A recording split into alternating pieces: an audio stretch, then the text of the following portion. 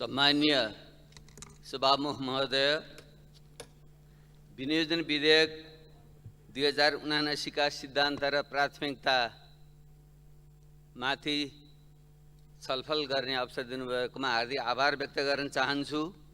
र यो अवसर कुनै व्यक्ति या पार्टी विशेषका कुराहरू भन्दा पनि नेपालमा यति ठुलो राजनीतिक परिवर्तन, राजनीतिक क्रान्ति पछि नेपाली जनताले आज चाहेको आर्थिक क्रान्ति छ, विकास र समृद्धि आज हाम्रो राजनीतिक विमर्शका घर घरमा बोलिने शब्दहरू बनेका छन्, तर त्यो किन प्राप्त भइरहेको छैन? यो सबभन्दा महत्त्वपूर्ण विषय छ। त्यसैले यो गरिमामय सदनमा भलै म उपस्थिति निकै कमजोर देख्दैछु। हामी यो विषयमा आर्थिक विषय त्यति रुचिकर विषय पनि यो अलि हुँदैन, अलि प्राविधिक प्रकृतिको पनि हुन्छ, तर हाम्रो पेटको कुरा नै सबभन्दा ठुलो हुन्छ। त्यसो भएको हुनाले यसलाई हामीले गम्भीरतापूर्वक लिनै पर्छ। र यो अवसर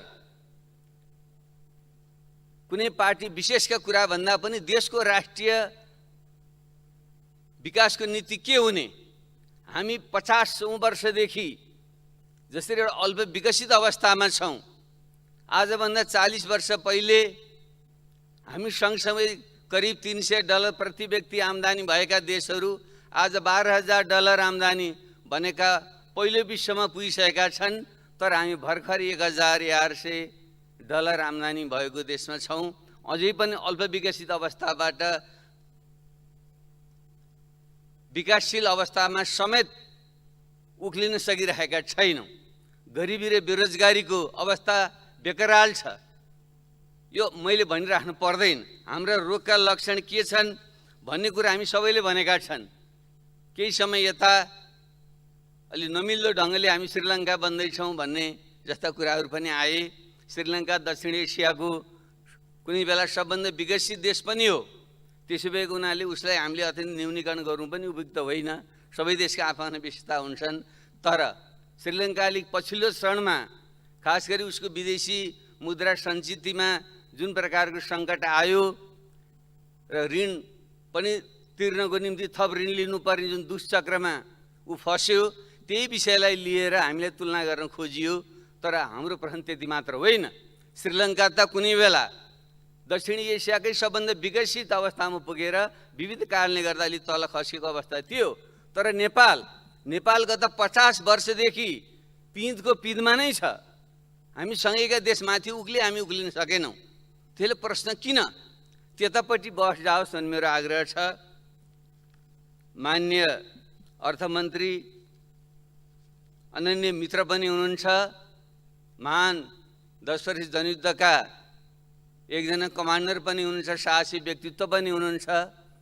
तर मैले अलिकति उहाँप्रति क्षमा याचना गर्दै भन्नै पर्छ, उहाँबाट जुन एउटा साहसिक कदमको मैले अपेक्षा गरेको थिएँ त्यो चाहिँ अलिकति प्राप्त गर्न मैले सकिनँ।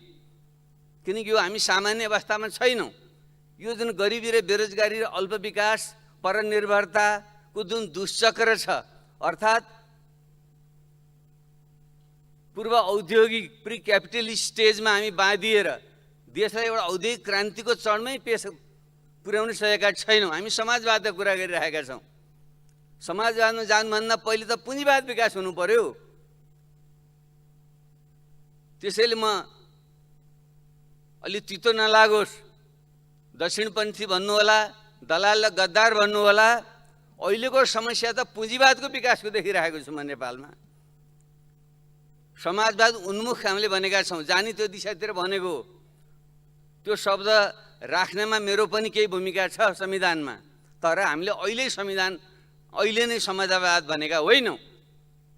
त्यसैले यी लगायतका विषयमा एउटा गम्भीर बहस र छलफलको आवश्यकता चाहिँ छ। त्यसैले पहिलो कुरा, हाम्रो यो रोगको लक्षण जुन हामीले देखिरहेका छौँ, यसको कारण के हो? यसका संरचना कारण केही छन्। यहाँ कहिले कसैलाई आर्व लगाएर उम्कने अवस्था छैन। विगत 10-15 वर्षदेखि हामी पनि पालो सरकारमा छौँ। केही समय म पनि अर्थमन्त्री बन्ने अवसर प्राप्त गरेको थिएँ। तर हामी कसैले पनि घमण्ड नगरौँ। यसको संरचनात्मक जुन समस्या छन् त्यसलाई समाधान गर्न हामी सफल भइरहेका छैनौँ।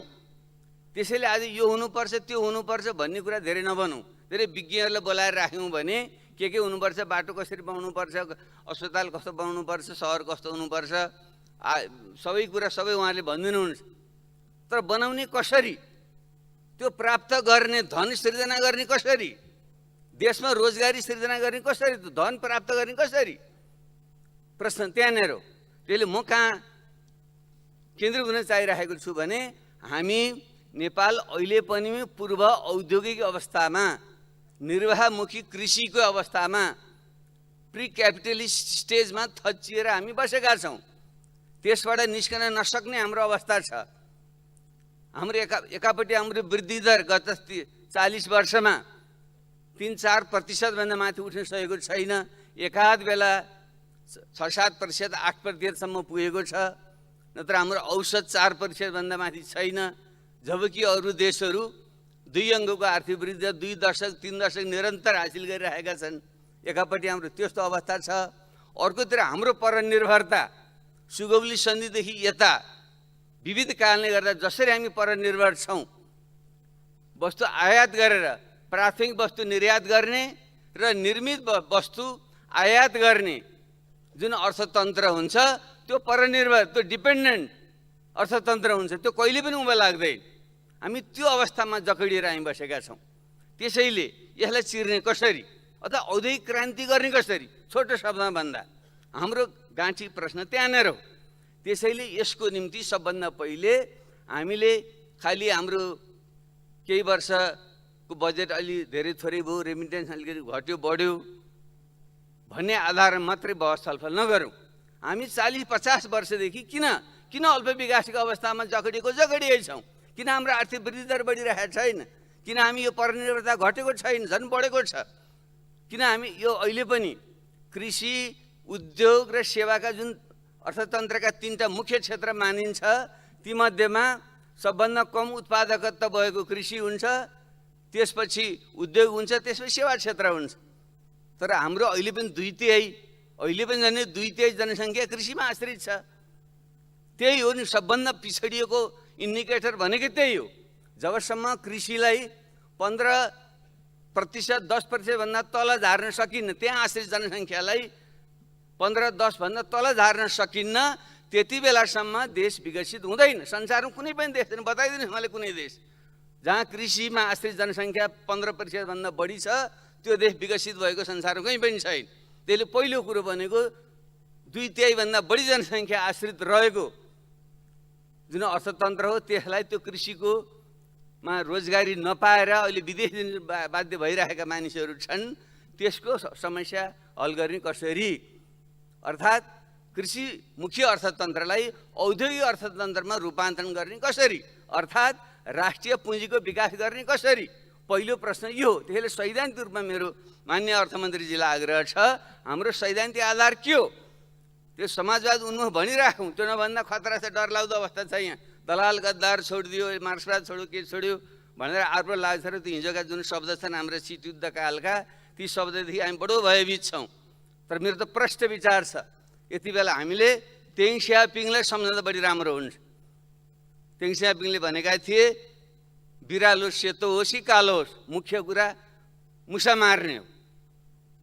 विचारधारा चाहिन्छ, विचारधाराको अन्त्य हुन्छ म भन्दिनँ, तर एकचोटि बनेको विचारधारा एउटा कुनै खास कालखण्डमा संश्लेषित गरेको विचार समय अनुकूल त्यो विकसित र परिमार्जित हुँदै जान्छ।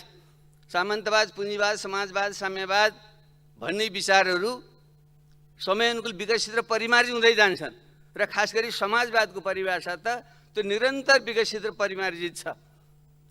अहिले हामीले समाजवादको कुरा गर्नु, प्री क्यापिटलिस्ट स्टेजमा समाजवादको कुरा गर्नु भनेको त्यो मार्क्सको भाषामा युटोपियन सोसलिजम हो। त्यो काल्पनिक समाजवाद हो। त्यो काल्पनिक समाजवाद कुरा त उहिले गरेका थिए ऋषिमुनिहरूकै पालादेखि। सर्वे सन्तु सुखिन सर्वे सन्तु निरामया सद्रे भद्राणी पश्यन्तु मा कसी दुःख भाग्दैन, उहिले भने त्यो काल्पनिक समाजवाद थियो। तर मार्क्सले भनेको कुरा के थियो भने उत्पादन बढाउनु पर्यो, श्रमको उत्पादकत्व बढाउनु पर्यो, मसिनीकरण हुनु पर्यो, थोरै श्रमले मान्छेले 24 घण्टामा 6 घण्टा काम गरोस्, 6 घण्टा आराम गरोस्, 6 घण्टा मनोरञ्जन गरोस्, 6 घण्टा सुतोस्, यस्तो कल्पना थियो मार्क्स। त्यसलाई उनले समाजवाद भनेको थियो। तर हामी 18 घण्टा घोटिँदा पनि पेटभरि खान सक्दैनौँ। अनि त्यहाँ समाजवाद आउँछ, अनि समाजवाद उन्मुख भनेर भट्याएर हुन्छ। त्यसले पहिले यो उत्पादकता बढाउनु कसरी? श्रमिकले 6 घण्टा मात्रै श्रम गरेर आफ्नो परिवारलाई सम्मानजनक पाल्ने अवस्थामा पुर्याउने कसरी हो? प्रश्न त्यहाँनिर हो। त्यसले म सबभन्दा पहिले सैद्धान्तिक कुराहरू गर्दा समाजवाद उन्मुख होइन, राष्ट्रिय औद्योगिक पुँजीको विकास यति बेलाको प्रमुख आवश्यकता हो। कृषिमुखी जुन अर्थतन्त्र छ त्यसलाई औद्योगिक र सेवामूलक अर्थतन्त्रमा रूपान्तरण गर्ने अहिलेको आवश्यकता हो। त्यसको सैद्धान्तिक वैचारिक आधार के भन्ने पहिलो बहस त्यहाँ गरौँ भन्ने म आग्रह गर्छु। धेरै व्याख्या गर्ने समय छैन। दोस्रो, त्यसको बाटो के त? त्यसको विभिन्न बाटाहरू छन्। एउटा त आधुनिकतावादी बाटै भनिन्छ, जो युरोप अमेरिकामा औद्योगिकरण बाष्प इन्जिनदेखि हुँदै बिजुलीको आविष्कार हुँदै पहिलो, दोस्रो, तेस्रो, चौथो औद्योगिक क्रान्तिसम्म गएको बाटो छ। त्यसलाई जुन आधुनिकतावादी जुन बाटो भनिन्छ, ठुलो स्केलमा मसिनहरूको प्रयोग गरेर ठुलो स्केलमा उत्पादन गर्ने, केन्द्रीकृत ढङ्गले त्यो उत्पादन गर्ने, वितरण र बजार व्यवस्थापन गर्ने, बाह्य बजारसँग जोड्ने, सहरीकरण गर्ने, यसलाई एउटा आधुनिकरणको बाटो भनिन्छ। त्यसले केही विकृति विसङ्गति ल्याए, वातावरणीय समस्याहरू ल्याए, असमानता ल्याए।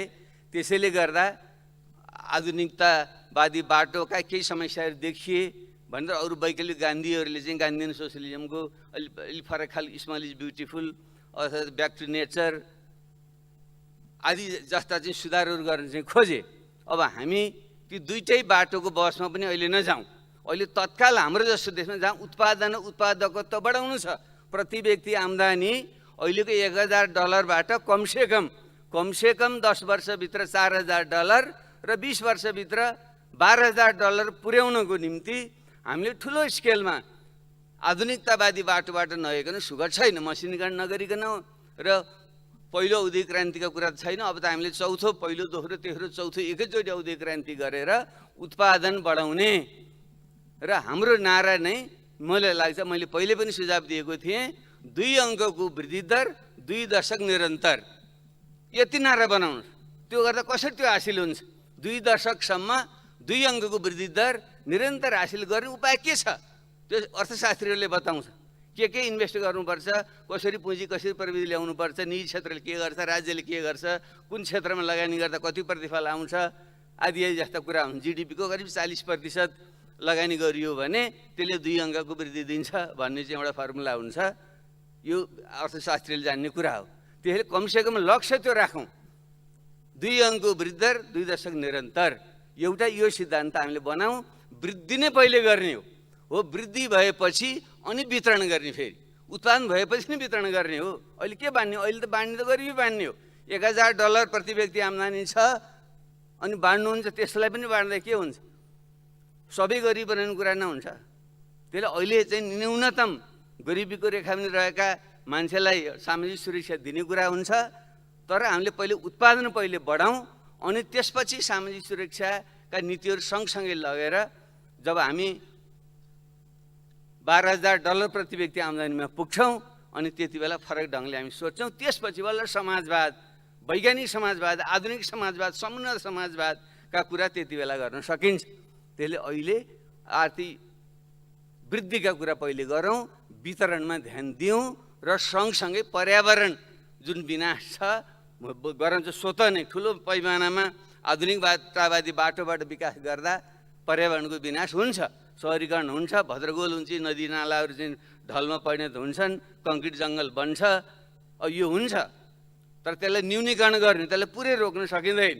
त्यसैले वातावरणीय पक्षमा ध्यान दिउँ, वितरणको पक्षमा ध्यान दिउँ, तर वृद्धिको पक्षमा जोड दिउँ। यो चाहिँ हाम्रो सैद्धान्तिक आधार तत्कालै यो हुनु पर्यो। कहिलेसम्म भन्ने मलाई लाग्छ कमसेकम 1-2 दशक त्यो बाटो जानै पर्छ। युरोप र अमेरिकाको कुरा छोड्यौँ, पछिल्लोचोटि हेरौँ चीनकै बाटो हेरौँ न, चीनकै बाटो हेरौँ, मलेसियाकै बाटो हेरौँ, कोरियाको बाटो हेरौँ, सिङ्गापुरको बाटो हेरौँ, गर्ने त्यही हो। त्यसपछि जाने समाजवाद। फेरि यसले त समाजवादै छोड्यो भनेर साथीहरू चाहिँ रिसाउनु होला, मलाई त्यसमा चिन्ता छैन। मैले पहिलो सैद्धान्तिक रूपमा त्यतापट्टि ध्यान पुगोस् भन्ने मैले आग्रह गर्न चाहे। अब त्यसो गर्दाखेरि क्षेत्रका कुरा आउँछन्। यस्तो गर्दा कस्तो खालको नीति लिने त अब राज्यले र बजारले निजी क्षेत्रले के गर्ने भन्ने प्रश्न आउँछ। अब हाम्रो संविधानमा त हामीले 3 खम्बे आदि कुरा पनि गरेका छौँ। वास्तवमा त्यो 2 खम्बा नै हो, एउटा राज्य हो, एउटा चाहिँ निजी र बजार हो। सहकारी भनेको त एउटा त्यसको बिचको पुलको मात्रै त्यसले काम गर्ने क्षेत्र हो। त्यो त्यसरी हेर्दा राज्य र बजार दुईटैको सन्तुलित भूमिका हुनुपर्छ। अब त्यसमा के हो नि प्रश्न भनेको राज्यले के गर्ने बजारमा के छोड्ने भन्ने कुरा प्रमुख कुरा हो। त्यसैले मेरो विचारमा यसमा हामीले एउटा राष्ट्रिय सहमति हामीले बनाउनै पर्छ। हामीले शिक्षा स्वास्थ्य जस्ता आधारभूत जनताको जुन आवश्यकता हुन्छन् र जुन सामाजिक सुरक्षा हुन्छ यो चाहिँ राज्यकै दायित्व हामीले लिनुपर्छ। र सुरुमा ठुला पूर्वाधार ऋण लिएर भने पनि राज्यले बनाउनु पर्छ र अलि मध्यम स्तरमा पुगेपछि राज्य र निजी क्षेत्र मिलेर पूर्वाधार बनाउन सकिन्छ। तर अरू उत्पादनका क्षेत्र कृषि उद्योग सेवा पर्यटन लगायतका जुन उत्पादनका क्षेत्र हुन्छन् त्यसलाई चाहिँ हामीले निजी क्षेत्रलाई नै दिनुपर्छ, बजारलाई नै त्यो दिनुपर्छ। राज्यले त्यहाँ हात हाल्यो भने यो अहिलेको सुरुको चरणमा त्यो सम्भव हुँदैन। हो त धेरै कम्युनिस्टहरू देशहरूमा अलि प्रयत्नहरू गर्यो, त्यहाँ त एउटा पार्टीको सत्ता थियो, एकल चलाएको थियो, केही बिन्दुसम्म गयो तर त्यो पनि अगाडि बढेन, उनीहरू पछाडि हट्नु पर्यो त्यहाँ। त्यसले अहिले हामीले शिक्षा स्वास्थ्य सामाजिक सुरक्षा र ठुला पूर्वाधार राज्यले हेर्छ र पूर्वाधारका क्षेत्रमा राज्य र निजी क्षेत्रले संयुक्त लगानी गर्छ, पब्लिक प्राइभेट पार्टनरसिप गर्छ। कृषि पर्यटन सेवा उद्योग लगायतका जुन क्षेत्रहरू छन् त्यो हामीले निजी क्षेत्रलाई दिन्छौँ। यसो हामी प्रष्ट हामी बनाऊँ। त्यसले सैद्धान्तिक यो विषयमा प्रष्टता साथ आओस्, अलिक क्लियरली प्रष्ट साथ यहाँ अलिकति आएन भन्ने मेरो यसमा एउटा राष्ट्रिय सहमति यो चाहिँ दलीय सहमति बनाओस् भन्ने मेरो चाहिँ आग्रह छ। अब म त्यसपछि दुईवटा कुरामा म सरसरी जान्छु। शीर्षकहरू यहाँ सबै आएछन्, म त्यतापट्टि म गइनँ।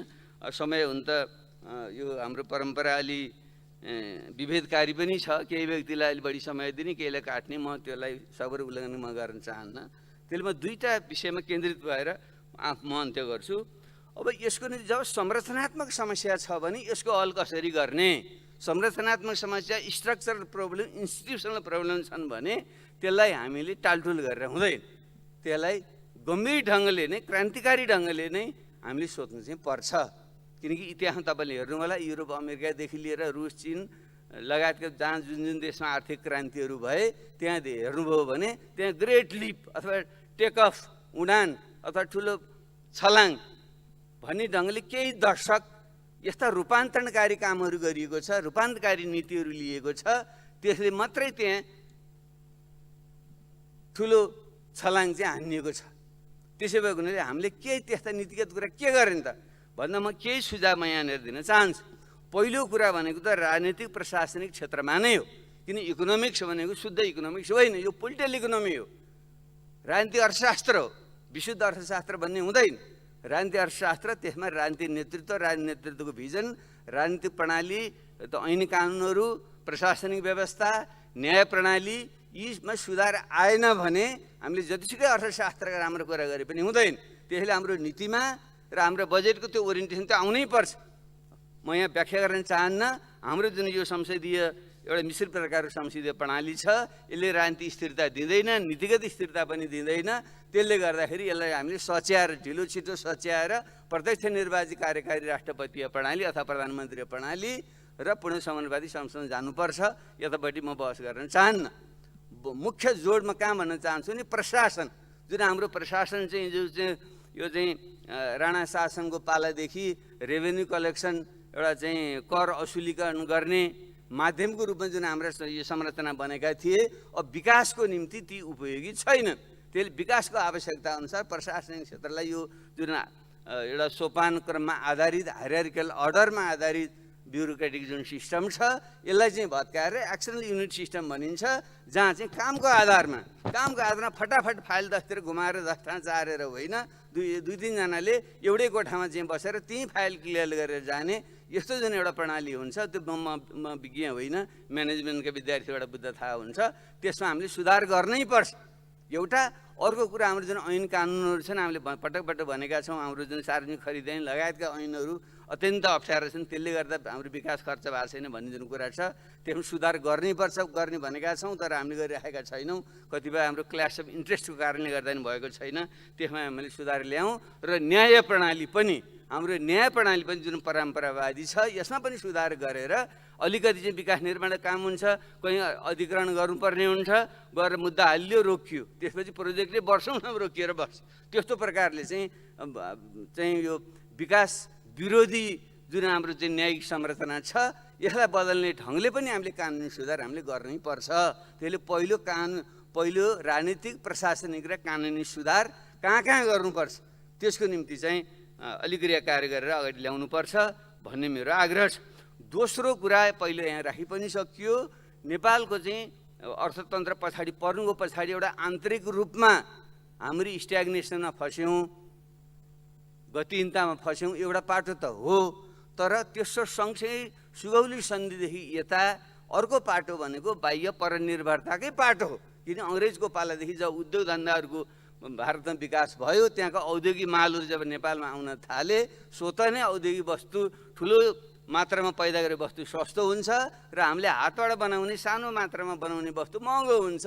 त्यति बेलादेखि जसरी हामी चाहिँ हाम्रो अर्थतन्त्र चाहिँ विदेशबाट आयात गर्ने परनिर्भर अर्थतन्त्रमा हामी रूपान्तरण भयौँ, पछिल्लो चरणमा त्यो बढ्दै जान्छ। किन त पुँजीवादको नियम भनेको के हो भने त्यो प्रत्येक वर्ष त्यो चाहिँ गुणात्मक ढङ्गले त्यो परनिर्भरता झन् बढ्दै जान्छ। जो धनी थियो जो बढी धनी हुने, जो बलियो थियो जो बढियो हुने, जो कमजोर थियो झन् कमजोर हुने हुन्छ। अर्थतन्त्रमा पनि त्यही नियम लागू हुन्छ। त्यसरी हेर्दा हाम्रो आयात निर्यातकै मात्रै कुरा गर्नुहुन्छ भने महेशचन्द्र रेग्मीले राखेको तथ्याङ्क छ, सुगौली सन्धिभन्दा पहिले हामीले नेपालबाट भारततिर 5 गुणा बढी निर्यात गर्थ्यौँ।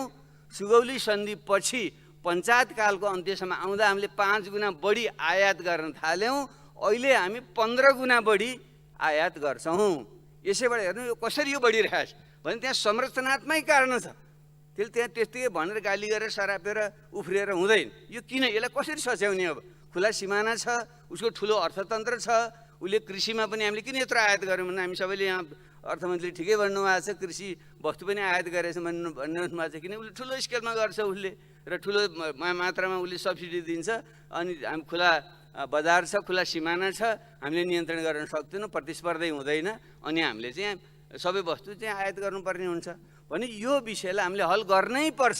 त्यसैले भारतसँग हामीले जुन विगतमा पनि विभिन्न व्यापार सन्धिहरू, वाणिज्य सन्धिहरू, पारमाणु सन्धिहरू जुन गरेका छौँ, यी सबै विषयलाई फेरि एकचोटि पुनरावलोकन गरेर हाम्रो जुन संरचनात्मक रूपमा हाम्रो अर्थतन्त्र जसरी परनिर्भर भइरहेको छ, बरु कुन क्षेत्रमा हामीले चाहिँ उत्पादन गर्ने हो, कुन क्षेत्रमा बरु उहाँहरूको हामीले आयात गर्ने हो। किन व्यापार भन्दा दोहोरो हुन्छ, फेरि हामीलाई मात्रै सुविधा देऊ भनेर उनले पनि मान्दैनन्। फेरि हामीलाई लाभ हुने क्षेत्र कुन हुन्, त्यसमा केन्द्रित भएर वस्तु उत्पादन निर्यात हामीले गर्ने र उनीहरूको तर्फबाट हामीलाई सस्तो हुने सामान हामीले उताबाट ल्याउने, एउटा त्यस्तो एउटा बरु अन्डरस्ट्यान्डिङ गरेर, अथवा हामीले एउटा विशेष सानो देश, गरिब देश हुनुको नाताले केही विशेष सुविधा मागेर अथवा के भनेर हुन्छ, हामीले यसलाई नसच्याइकन हुँदैन। यो नसचिएसम्म हामी जति उफ्रिए पनि साथीले भन्नुभयो कृषिमा यसो गरौँ उसो गरौँ उसो गरौँ भन्नुभयो, त्यो त एकदम सबैले जानेको कुरा हो। कृषिमा बडा मलको पनि लगाउँ, यो कारखाना पनि खोलौँ, यो सबै चाहिँ मसिनीकरण गऱ्यौँ, बजार चाहिँ गाउँ गाउँमा खोलौँ, अत्यन्त राम्रो कुरा। तर बाहिरबाट जुन ठुलो स्केलको वस्तु यता आउँछ त्यसमा प्रतिस्पर्धै हुँदैन। हाम्रो यहीँको त्यहाँ गोलमाडा उताको सस्तो पर्छ, अन्डा उताको सस्तो पर्छ, अरू त केरा पनि उताको सस्तो पर्दो रहेछ भने सबै थोक सस्तो उताको परेपछि अनि तपाईँ बजार अर्थतन्त्रमा आधारित भएपछि हामीले त्यति रोक्न सक्दैनौँ। त्यसैले यसलाई के गर्ने हो, एउटा नीति नै बनाएर गम्भीर ढङ्गले हामीले कुराकानी गरेर हाम्रा मित्रहरूसँग, छिमेकी मित्रहरूसँग हामीले यस सम्बन्धी चाहिँ एउटा नयाँ ढङ्गको चाहिँ सहमति सम्झौता गर्नुपर्छ। र मैले त निजी रूपमा मेरो भेटघाट हुँदा निरन्तर मैले के भन्ने गरेको हो भने उहाँहरूको चासो के हुन्, उहाँहरूको नेपालबाट खासै अब बढी त हो, अब उता उत्तरपट्टिबाट निर्यात गरेर पठाउँ भन्ने पनि एउटा त हो, तर व्यावहारिक ढङ्गले त्यो सम्भव हुँदैन। किन्तु यति धेरै त्यो कस्ट पनि हामीले हेर्नु पऱ्यो नि। हिमाल पार गरेर फेरि चिनिया बजार यति टाढा छ, त्यो त्यहाँ बजारसम्म पुर्याउँदाखेरि हाम्रो वस्तु अत्यन्त चाहिँ महँगो हुन्छ र उनीहरूले किन्न पनि सक्दैन, उनको ल्याउँदा पनि महँगो हुन्छ। त्यसो भएको हुनाले हामीले बढी भारतसँगै बढी गर्नुपर्ने हाम्रो बाध्यता छ। ऐतिहासिक भौगोलिक आदि कारणले सँगसँगै उत्तरतिरका नाका पनि खोलौँ, त्यताबाट केही त गरौँ, तर त्यो चाहिँ सामान्य सुधार मात्रै हुन्छ। मुख्य रूपमा भारतसँग यो जुन हाम्रो असमान व्यापार सम्बन्ध कायम हुन पुगेको छ, यसलाई सच्याउने दिशामा गम्भीर ढङ्गले कुरा गरौँ। उहाँहरूलाई हामीले के चाहिँ उहाँहरू के चासो हामीले उहाँलाई सम्बोधन गर्न सक्छौँ र उहाँले हामीलाई यसमा के सुविधा दिन सक्नुहुन्छ, यसमा गम्भीर ढङ्गले कुराकानी गरौँ। कमी ठिक छ, यो अलि परराष्ट्र क्षेत्रकै विषय परे पनि यसको सङ्केत हाम्रो बजेटमा आउनुपर्छ। अर्थतन्त्रबारे कुराकानी गर्दा यो विषय छुटाउनै हुँदैन, किन यो यसलाई हामी सम्बोधन नगरेसम्म उद्योग पनि हामीले प्रतिस्पर्धा गर्न सक्दैनौँ, कृषिमा पनि सक्दैनौँ, केही पनि सक्दैनौँ। त्यसै भएको हुनाले यो विषयलाई चाहिँ हाम्रो चाहिँ यो भूराजनीति जुन जटिलता छ, हाम्रो छिमेकीसँग जुन सम्बन्ध छ, यसलाई पनि जोडेर हेरौँ र बरु अब अन्यथा नलागोस्। अब हामीले अलिक गम्भीर ढङ्गको कूटनीति पनि गऱ्यौँ, कौशल पनि देखाउँ। अब हामीलाई प्रस्तावित एकजना राजदूत महोदयले अखबारमा सुने, अब चाहिँ यो क्षेत्रमै नभएको देशलाई नै सार्कको सदस्य बनाइनुपर्छ भनेर बोलेर झन् अनावश्यक ढङ्गले गिजे ल्याउने यस्तो कच्चा काम हामीले गर्नु चाहिँ हुँदैन। त्यसैले बरु हामीले चाहिँ हाम्रा छिमेकीहरूसँग गम्भीर ढङ्गले आफ्नो राष्ट्रिय हितलाई केन्द्रमा राखेर आत्मसमर्पण गर्ने मैले भनेको छैन। कहिले पनि नेपालीहरू चाहिँ हिजो एउटा हाम्रो बाबुबाजेको पालोमा पनि एउटा नाङ्गो खुकुरीले तोपसँग लड्ने जात हो गोर्खाली, त्यसै वीर गोर्खाली भए होइन। त्यसले त राष्ट्रिय स्वयं नेपालीहरूको कसैले पनि कमाएको छ भने त्यो ठुलो गल्ती हुन्छ र त्यस कारण हामीले त्यसमा कुनै पनि ढङ्गले आत्मसमर्पण गर्ने त्यस्तो नीति लिनुपर्छ भन्नु खोजे होइन, तर राष्ट्रिय हितमा हामीले गम्भीर ढङ्गले वार्ता र संवाद गरेर मुख्य रूपमा आर्थिक विषयमा बढी छलफल गरौँ। किन हाम्रो राष्ट्रवाद राष्ट्रियताको कुरा हुँदा हामी जमिन 1 इन्च जमिनमा चाहिँ हामी जुरुक्कै ताच्छौँ। हामी बडो चाहिँ लोभ लाग्लो बडो गर्व गर्न लायक राष्ट्रियता हुन्छ हाम्रो, तर आर्थिक रूपमा यसरी परनिर्भर भएको छौँ, यसरी चाहिँ अरबौँ खरबौँ रुपियाँको हामी घाटामा परिरहेछौँ, देश पिल्सिरहेछ, मान्छे बेरोजगार भइरहेछ, त्यसले गर्दा चाहिँ लाखौँ मान्छे विदेश जान हुन बाध्य भइरहेछन्। त्यो राष्ट्रियता आर्थिक राष्ट्रियताको विषयमा चाहिँ हामी गम्भीर नहुनु, नबुझ्नु, भन्न नसक्नु यो हाम्रो गम्भीर त्रुटि छ, गम्भीर कमजोरी छ। त्यसैले हामीले राष्ट्रियताका कुरा गर्दा यो आर्थिक राष्ट्रियताको कुरालाई पनि गम्भीर ढङ्गले लिउँ भन्ने मेरो दोस्रो चाहिँ आग्रह छ। तेस्रो कुरा, हामी सङ्घीय लोकतान्त्रिक गणतन्त्रमा गइसक्यौँ, सङ्घीय गणतन्त्रमा हामी गइसक्यौँ र हाम्रो क्रान्तिको सबभन्दा ठुलो सफलता एउटा राजतन्त्र फ्याँकेर गणतन्त्र ल्याउनु हो, अर्को एकात्म राज्य अन्त्य गरेर सङ्घीय राज्य बनाउनु। यो दुईवटा सबभन्दा ठुलो हाम्रा उपलब्धि हुन्। त्यसै भएको हुनाले अब त्यसमा पनि यो जुन सङ्घीयता भनेर भर्खरै अहिले हामीले निर्वाचन गऱ्यौँ, मलाई एउटा गर्वको अनुभूति पनि हुन्छ। 35,000 मान्छे चाहिँ एकैचोटि निर्वाचित भएर स्थानीय तहसम्म चाहिँ मान्छेहरूले आफ्नो शासन आफै चलाइरहेछन्। यस्तो चाहिँ एउटा अत्यन्त अद्भुत प्रकारको चाहिँ लोकतन्त्र जुन अभ्यास हामीले गरिरहेका छौँ, त्यसैले यो सङ्घीयतालाई अझै बलियो पारेर लानुपर्छ। कोही मान्छेले तल चाहिँ चलाउन जान्दैनन्, भ्रष्टाचार भयो त्यसले अधिकार दिन हुँदैन, पैसा पठाउनु हुँदैन भन्ने गरी त्यसो होइन, पैसा बढी पठाउनुपर्छ। अहिले जुन हामीले 30% तल प्रदेश र केन्द्रमा गरेर स्थानीय तहमा र 70% केन्द्रमा जुन हामीले राखेका छौँ, यसलाई उल्टाइदिनुपर्छ। हामी यसलाई ठ्याक्कै उल्टाइदिनु आजै सकिन्न भने, किन सुरुमा केन्द्रले ठुला पूर्वाधार बनाउनु पर्ने आदि काम गर्नुपर्ने भएको हुनाले अलिकति बढाउनु पर्ला, तर यसलाई उल्टाइनै पर्छ र हामीले 70% तल 30% केन्द्रमा यो ढङ्गले हामी नगएसम्म देशमा सही अर्थमा चाहिँ वित्तीय एउटा लोकतन्त्र चाहिँ त्यो हुँदैन र सही अर्थमा राजनीतिक लोकतन्त्र पनि फस्टाउन चाहिँ सक्दैन। र बरु धेरै कामहरू हामीले जुन अहिले पनि दिएकै छौँ, केन्द्रले खालि ठुला एउटा नीतिगत कुराहरू गर्ने, ठुला पूर्वाधार बनाउने, सञ्चारका कुराहरू गर्ने, वैदेशिक व्यापार आदिका कुराहरू गर्ने र प्रदेशले अलि ठोस प्रकारका आफ्नो चाहिँ प्रदेशगत कुराहरूलाई नीति निर्देशन गर्ने र मुख्य कार्यान्वयन चाहिँ स्थानीय तहले गर्ने। यो ढङ्गले हामीले गऱ्यौँ र बढीभन्दा बढी स्थानीय तहमा पठाउने, उनीहरूलाई सबलीकरण गर्ने, बरु त्यसको ठिक ढङ्गले अनुगमन गर्ने गऱ्यौँ भने देशमा सही अर्थको लोकतन्त्र बनिन्छ, विकास पनि तलबाटै हुन्छ। किनकि पानी त माथि रुखको पनि हामी सबैलाई थाहा छ नि, माथि हाँगामा पातमा हालेर त बिरुवाले त पानी प्राप्त गर्दैन, पानी त जरोमा हाल्यो भने मात्रै रुख सप्रने हो, बिरुवा सप्रने हो। त्यस्तै अर्थतन्त्र पनि माथि धेरै अधिकार राखेर होइन, बढी अधिकार तल दिएर नै अर्थतन्त्र सबल र बलियो हुन्छ, वृद्धि पनि छिटो हुन्छ र सामाजिक न्याय पनि बढी हुन्छ। किनकि तलैसँग पुगिसकेपछि त रोजगारी सिर्जना हुन्छ त्यहाँ, र त्यहाँको चाहिँ आम्दानीको वितरण पनि त्यो ढङ्गको हुन्छ, स्थानीय साधन स्रोतको प्रयोग हुन्छ, वृद्धि दर पनि छिटो आउँछ। यसलाई पनि जस्तै हाम्रो जुन अहिले क्षेत्रीय असमानता भएको तथ्याङ्क यहाँहरू सबैलाई थाहा छ। कर्णाली प्रदेशमा जम्मा चाहिँ जिडिपीको 3% छ, काठमाडौँ जुन हाम्रो बागमती छ त्यहाँ चाहिँ 50% जिडिपी चाहिँ यहाँ छ, एउटा प्रदेशमा छ। अब यस्तो जुन असमानता भएको अवस्था छ त्यसले हामीले प्रत्येक स्थानीय तहमा चाहिँ हामीले यसरी चाहिँ बजेट विनियोजन गऱ्यौँ र अधिकारहरू दियौँ, आर्थिक गतिविधि तल पुर्यायौँ भने देशमा ठुलो एउटा आर्थिक क्रान्तिको आधार त्यसले बन्छ। त्यसले यो संहिता भनेको राजनीतिक कुरा मात्रै होइन, आर्थिक संहिताको कुरा, वित्तीय संहिताको कुरामा पनि विशेष ध्यान पुगोस् र जोड पुगोस्। राख्नु भएको छ, सुरुमा नै उहाँले राख्नु भएको छ, त्यसमा म धन्यवाद दिन चाहन्छु अर्थमन्त्रीजीलाई। तर अब आउने नीतिमा र ठोस बजेटमा त्यो झल्कियोस् भन्ने मेरो विनम्र आग्रह चाहिँ छ। अब चौथो सुधारको कुरा चाहिँ अब हामीले एउटा गर्नु पर्यो, हाम्रो सम्पत्ति सम्बन्ध र यो भूमि सम्बन्धमा चाहिँ एउटा आमूल सुधार हामीले गर्नै पर्छ। हाम्रो सम्पत्ति कति हो भने अभिलेखीकरण हाम्रो छैन। बाबुबाजीको पालामा त्यत्तिकै चाहिँ लेखत लेखोट केही थिएन, त्यो ढङ्गले हामीले राख्यौँ। कागजपत्र जुन बन्द व्यापार गर्ने उनीहरूको पनि त्यस्तै छ, जमिनका लेखत पनि त्यस्तै भए र त्यसले गर्दाखेरि चाहिँ हाम्रा लिखत एक त हाम्रो आफ्नै सम्पत्ति कति हो भन्ने कुरो पनि हाम्रो छैन एउटा। दोस्रो खुला सिमाना आदिको कारणले गर्दा आर्थिक कारोबार के कति हुन्छ, सम्पत्ति कति यता छ कति उता गएको छ भन्ने पनि हामीसँग छैन। त्यसैले एउटा राष्ट्रिय सहमति नै बनाएर एकपटकलाई हो, हुन त फेरि मनी लन्ड्रिङ आदिको कुरा आउँछ, त्यो भने विशेष मनी लन्ड्रिङले हेर्न सक्छ त्यसलाई, फेरि त्यसलाई मैले न्यूनीकरण गर्न खोजेको होइन। सम्पत्तिको एकचोटि सबैको सम्पत्ति आफैले सो घोषणा गर्ने सबैले, र त्यसलाई चाहिँ हामीले कुनै ट्याक्स नलाइकन अभिलेखीकरण हामीले गरिदिने र अनि त्यसपछि नि क्रमशः चाहिँ हामीले चाहिँ ट्याक्सेसन चाहिँ गर्दै जाने यो तरिका हामीले एकचोटि अपनाउनै पर्छ। त्यसो भयो भने बल्ल हाम्रो सम्पत्ति कति थाहा पनि हुन्छ, सदुपयोग पनि हुन्छ। मान्छेले अनावश्यक ढङ्गले लुकाउने र चाहिँ विभिन्न ढङ्गले अनुत्पादनशील काममा खर्च गरेका छन्, त्यो उत्पादनशील पनि बन्छ। एउटा त्यो काम हामीले गर्ने एउटा राष्ट्रिय सहमति बनाऊँ। बरु यसबारेका चाहिँ छिद्र कतिपय साथीले चाहिँ व्यङ्ग्य पनि गर्नुहुन्छ, त्यहाँदेखि त्यो फेरि मनी लन्ड्रिङ अपराधीकरणलाई संरक्षण दिने भन्ने मेरो कुरा छैन, किन त्यसको निम्ति अलग्गै कानुन छ, आन्दोलन कानुनले त्यहाँ हेरिहाल्छ।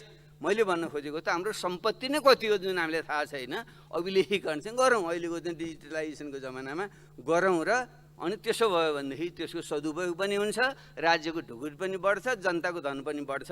एउटा काम यो गरौँ। र अर्को चाहिँ जमिनको कुरा यहाँ आयो। जमिन हामीले कृषिका कुराहरू गर्नुभएको छ अर्थमन्त्रीजीले, कृषि क्रान्ति, तर त्यसले मात्रै अलिकति पुग्दैन। वैज्ञानिक भूमि सुधार गर्ने भन्ने त हाम्रो शान्ति सम्झौतामा र हाम्रो संविधानमा पनि छ, वृहत शान्ति सम्झौता संविधानमा पनि छ। तर कहाँ हरायो? 2-3वटा चाहिँ भूमि आयोगहरू बने। माननीय हरिबल गजुरेल म प्रधानमन्त्री छँदाखेरि उहाँकै नेतृत्वमा पनि एउटा बनेको थियो। 3टा आयोगहरू चाहिँ पहिले उहाँ भन्नुभएको थियो, र मेरो पालामा चाहिँ 3वटै आयोगहरू, पहिले काङ्ग्रेसको पालामा, एमालेको पालामा र माओवादी पालामा बनेका जुन 3टा भूमि सम्बन्धी आयोगहरू थिए, तिनलाई जोडेर एउटा चाहिँ संयुक्त चाहिँ प्रस्ताव चाहिँ मेरो पालामा चाहिँ बनेको थियो, स्वर्गीय भीमप्रसाद गौतम भूमि सुधार मन्त्री छँदाखेरि। त्यसरी त्यसलाई हामी सबैले एउटा सहमति बनाएर कार्यान्वयन गरौँ। त्यो एउटा कुनै पार्टी विशेषको होइन, त्यहाँ पुरानो 3वटा केशव बडाला आयोग, त्योभन्दा पहिलेको जगन्नाथ आचार्यकी के आयोग र हरिबोल गजुरेल आयोग, यो 3टा आयोगको चाहिँ प्रतिवेदनलाई जोडेर चाहिँ भूमि सम्बन्धी यो भूमि सुधार आयोगको चाहिँ एउटा प्रतिवेदन जुन तयार छ भूमि सुधार मन्त्रालयमा होला, त्यसलाई परिमार्जन गरेर लागू गरौँ भन्ने चाहिँ मेरो चाहिँ आग्रह छ। थपै मेरो व्यक्तिगत राय चाहिँ अब के हो भने हामी संहितामा गइसकेपछि विभिन्न देशमा प्र्याक्टिस पनि छ। अब हामीले चाहिँ भूमिलाई चाहिँ भूमि, पानी, हावा, आकाश यी चिजहरू हामीले उत्पादन गर्न पनि हामी सक्दैनौँ। त्यसो भएको हुनाले यिनलाई चाहिँ निजी स्वामित्वमा राख्नु सट्टा राज्य अथवा समुदायको स्वामित्वमा दिउँ। हाम्रो जुन स्थानीय तह छन् त्यहाँ चाहिँ एउटा कानुन राम्रोसँग चाहिँ बनाएर स्वामित्व राज्य अथवा समुदायको हुन्छ, तर भोगाधिकार चाहिँ व्यक्तिको हुन्छ। फेरि अहिले कसैको पनि जमिन लिने भन्ने कुराहरू नगरौँ, त्यसो गरेर मृत्यु फेरि बवाल हुन्छ। जसको जमिन छ उसैले भोगाधिकार उसैको हुन्छ, तर चाहिँ कानुनी रूपमा चाहिँ राज्य र समुदायको चाहिँ त्यो हुन्छ।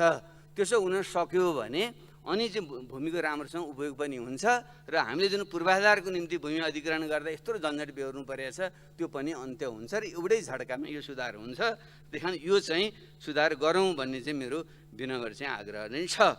यसको सँगसँगै यो गाउँ र सहर जुन सहरीकरण जुन अव्यवस्थित ढङ्गले भइरहेको छ यसको निम्ति पनि मास्टर प्लान नबनाइकन कुनै पनि सहरमा चाहिँ निर्माण गर्न नपाइने यो हामीले सायद भनिए पनि होला, ऐन सहरी विकास मन्त्रालयले गरे पनि होला सायद, तर त्यो कार्यान्वयन भएको चाहिँ छैन। त्यसले गर्दा हाम्रो सहरहरू चाहिँ पुरै नरकुण्डहरू कङ्क्रिट जङ्गल र नदीहरू चाहिँ पुरा ढलहरू जुन हाम्रो बनेर जुन गएका छन्, बस्न अयोग्य बनेका छन्, वातावरण जुन बिग्रँदै गएको छ यसको निम्ति पनि हामीले सुधार हामीले गरिदिनै पर्छ। कानुनी रूपमा कमी छ भने त्यो गरौँ भन्ने मेरो चौथो आग्रह यो छ। अनि म अलि छिटो जान्छु। म अब चौथो भनेको शिक्षा र स्वास्थ्य क्षेत्रकै सुधार हो। यो चाहिँ राज्यकै दायित्व हामीले गर्नै पर्छ। प्रश्न उठ्छ यति धेरै लगानी भएको छ कहाँबाट पैसा आउँछ भन्ने जहाँसम्म कुरा छ, बरु निजी क्षेत्रलाई अरू क्षेत्रतिर उनीहरूको जुन सेयर छ त्यसमा जसको छ शिक्षा र स्वास्थ्य क्षेत्रमा त्यस बापत चाहिँ बरु अरू चाहिँ उद्योग धन्दा अन्त कहीँ खोलौँ, त्यहाँ उहाँहरूको सेयरलाई ट्रान्सफर हामीले गरिदिउँ। सकिन्छ राज्यले चाहिँ केही मात्रामा चाहिँ अहिले क्षतिपूर्ति पनि दियो, सक्दैन भने सेयर अन्त ट्रान्सफर गरिदिउँ, तर शिक्षा र स्वास्थ्यमा चाहिँ निजीकरण नगरौँ। शिक्षा र स्वास्थ्य क्षेत्रको व्यापारीकरण समस्या कहाँनिर पर्यो भने हाम्रो लगानी अरू क्षेत्रतिर जाँदै गयो, किनकि बाध्यात्मक ढङ्गले सबभन्दा बढी मुनाफाहरू शिक्षा र स्वास्थ्यमै हुन्छ। किनकि शरीर ज्यानभन्दा ठुलो कुरो त हुँदैन, आफ्नो छोराछोरीलाई पढाउने भन्दा ठुलो आवश्यकता बाबुआमाले केही देख्दैन। त्यसले गर्दा हाम्रो लगानी अन्यत्र गएन, शिक्षा स्वास्थ्य मात्रै गयो र हाम्रो सार्वजनिक शिक्षा क्षेत्र स्वास्थ्य क्षेत्र बिग्रियो। जतिसुकै सुधार्छु भने पनि दोहोरो चाहिँ शिक्षा नीति हुँदाखेरि यो काम लाग्दैन। त्यसैले चाहिँ एउटै झट्कामा हामीले शिक्षा र स्वास्थ्य पूर्ण दायित्व चाहिँ राज्यले लिने यो काम हामीले गरौँ भन्ने चाहिँ मेरो चाहिँ आग्रह छ।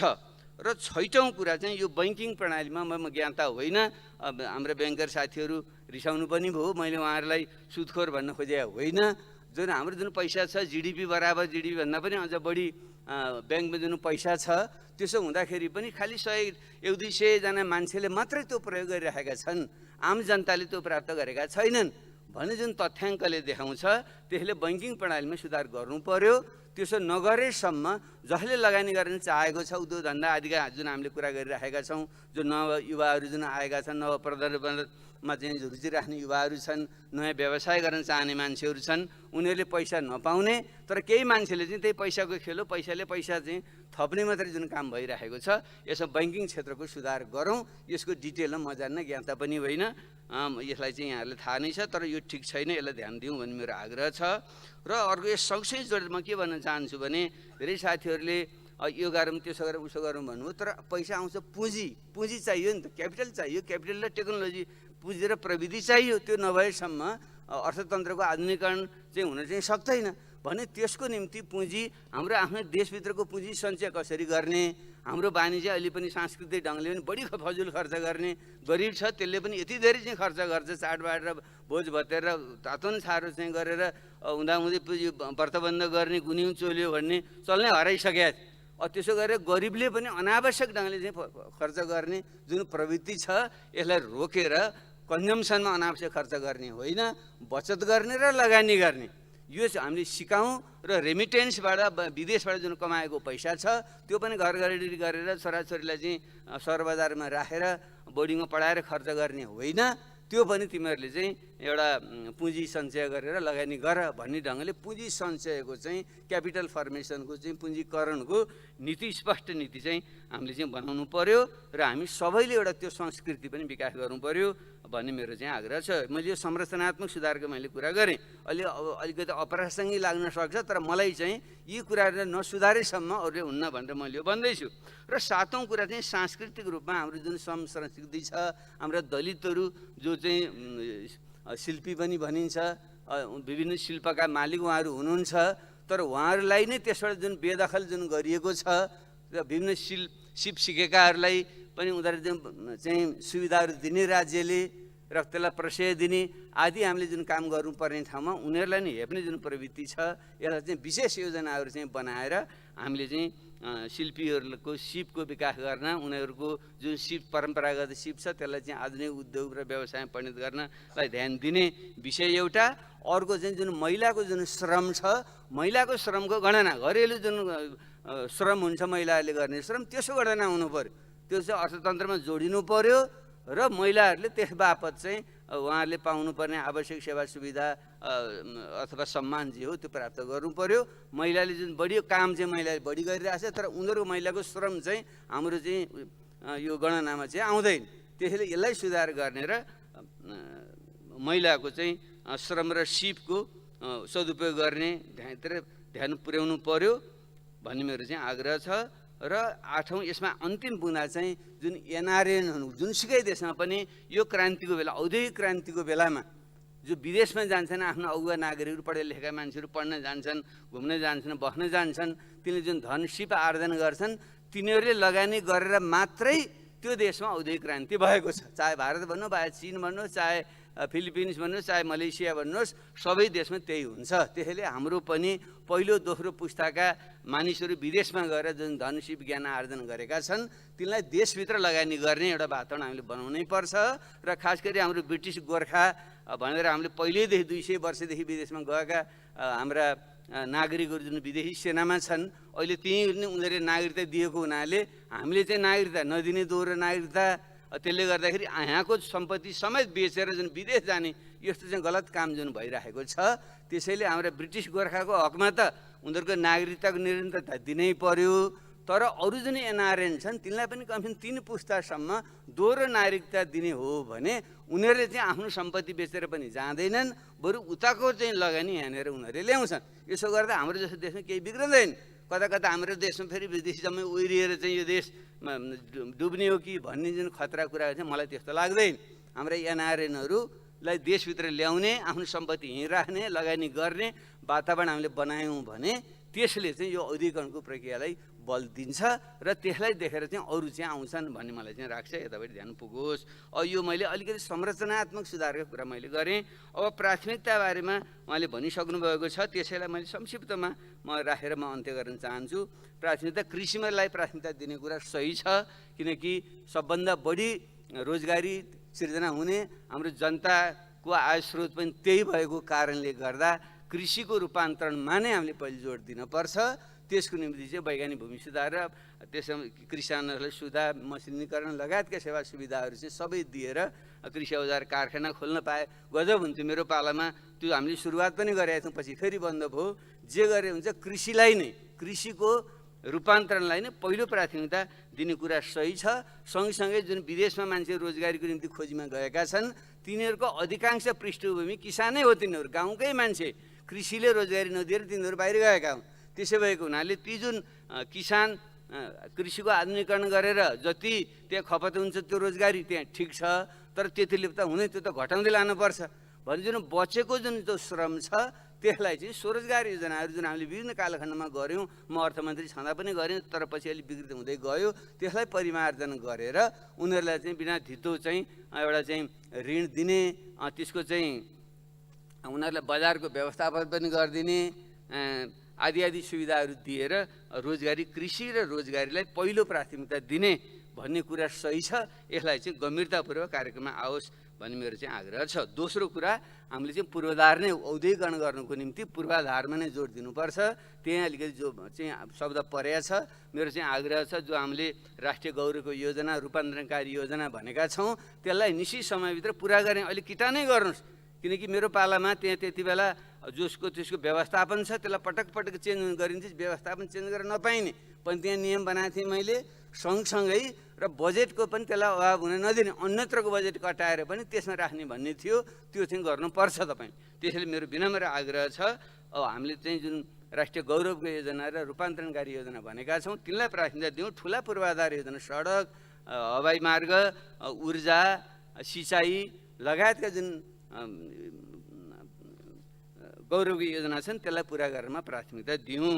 र तेस्रो कुरा चाहिँ शिक्षाको जुन राज्यले जिम्मेवारी लिने भनियो त्यसलाई चाहिँ आवश्यक बजेटको कुनै हिचकिचाहै नगरिकन 20% शिक्षालाई, 10% स्वास्थ्यलाई चाहिँ हामीले चाहिँ दिनैपर्छ। त्यसो गरेर मात्रै यसको सुधार आउँछ। यसमा किन्तु परन्तु नगरियोस् भन्ने मेरो आग्रह छ।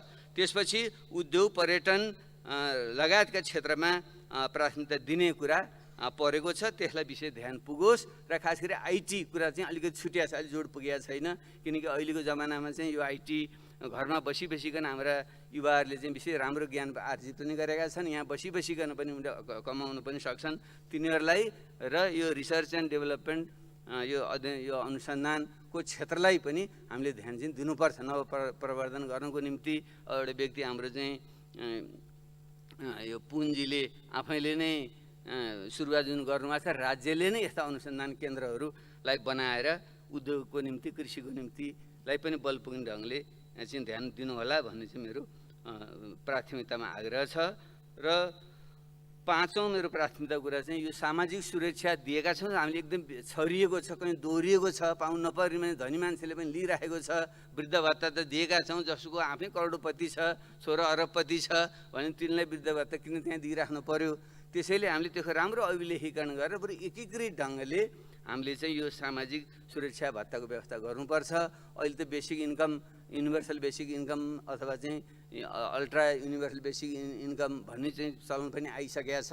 त्यसले गरिबको रेखामुनि भएका मानिसहरूको चाहिँ पहिचान गर्ने, सहरका गाउँका तिनीहरूलाई चाहिँ अनिवार्य रूपमा चाहिँ हामीले चाहिँ बेसिक जुन इन्कम छ त्यो बराबर उनीहरूले व्यवस्था गरिदिने, अरूको हकमा पनि हामीले नदोहोरिने गरी सामाजिक सुरक्षालाई चाहिँ एउटा व्यापक ढङ्गले गरेर त्यसको चाहिँ मुख्य रूपमा स्थानीय तहलाई नै बलियो बनाएर गरौँ, किन उनीहरूलाई पनि त्यो कुरो सब थाहा हुन्छ।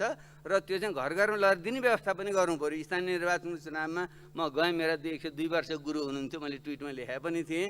गुरुलाई मैले गुरु केही छ, मैले चेलाको हैसियतले गर्नुपर्ने सेवा भने बाबु केही छैन, सब राम्रो छ, खालि यो 102 वर्षको मान्छे त्यो भत्ता लिन जानु नपरे हुन्थ्यो भन्नुभयो। गुरुले बडो मलाई मन छोयो, त्यसले मैले भनेको पनि हुन्छ गुरु म यो कुरो भन्छु भनेको थिएँ मैले। त्यसैले कमसेकम 80 वर्षभन्दा बढी नागेका नागरिकहरूलाई चाहिँ घर घरमै चाहिँ भत्ता चाहिँ लगेर दिने यो व्यवस्था चाहिँ गरिदिने काम चाहिँ होस् भन्ने चाहिँ मेरो चाहिँ आग्रह छ।